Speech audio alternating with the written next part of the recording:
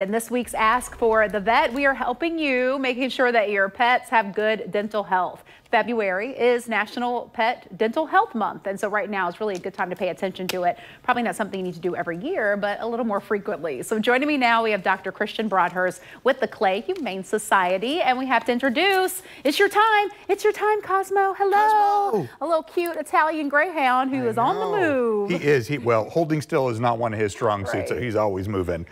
There he Oh, wow. Look at you. Wow, that's ridiculous. I mean, he did that just for you to show, you know what, I can sit, but that's okay. I'm a good boy. Yeah. So this breed, you said, notoriously has teeth problems. Yes, absolutely. So there's lots of dogs out there. You know, big dogs tend to have nice, strong, healthy teeth. Smaller dogs tend to have bad teeth. And Italian Greyhounds, Whippets, and regular Greyhounds tend to have bad teeth out of the Sighthound breeds. And we're talking about bad teeth, we're talking about periodontal disease. Okay. We're talking about the dental calculus, the hard tartar that builds up on the surface, gives them bad breath, and if left long enough, it will actually cause the teeth to loosen and need to be removed. So dental health is important. So if you know that about your breed, or the smaller dogs, as you were saying, what can you do to stay on top of that? Well, with some dogs, there is no fixing it necessarily. They're slowing it down. Okay. And slowing it down generally involves brushing their teeth. If you have an adult dog and you try to start brushing their teeth, it's probably not going to go well. Right. Best to start with puppies so they know what you're doing. Teeth brushing is good. Water additives are good. Dental chews are good. Nice healthy diet is important as well. But with dogs, I mean, we say brush your teeth daily. Most people don't. No. And most people, even if they were able, it still just slows the process. So staying on top of dental health at your veterinarian is also very important. So can you bring them in and will you brush for them? Maybe like once a month or something like that? What we typically do in the veterinary field is we talk about dentistry under anesthesia, because unlike humans, he won't sit there with their mouth open so you can go in there and clean. They don't tend to like the noise. They don't tend to like the vibration. So we have to be judicious, but we do dental cleanings under anesthesia, at which point it's much more intense. We pop off the tartar, we scale all the tartar off the teeth. If there are any teeth that need to be extracted, they get extracted.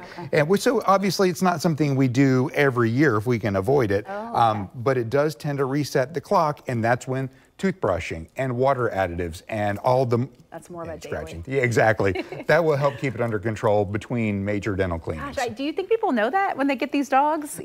Probably not. I mean, if you've done your research, I'm sure you'll have learned about dental problems, but it's one thing to read about it, it's another thing to experience it, to live with it. Different for dogs than cats, or same kind of model? Same kind of model, although cats they have different dental problems. Cats tend to have very strong teeth, but they do get an aggressive cavity type lesion that can actually break the teeth off the gum line. So if they don't have that, they tend to have pretty good teeth.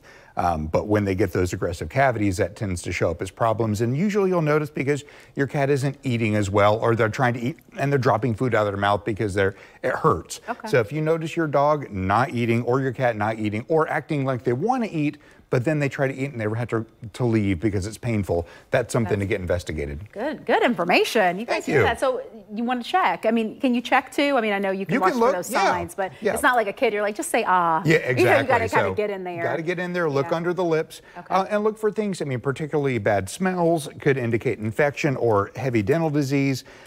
If you try to get in your cat's mouth and they're really not wanting it, that's probably a pain reaction. And go get your vet to take a look at those teeth. All right, we're going to keep you healthy. You got lots of love, that is for sure. I'm sure you're going to be just fine. All right, Dr. Broadhurst, thanks for coming in. Thanks for having me. All right, Vic. Oh, hello.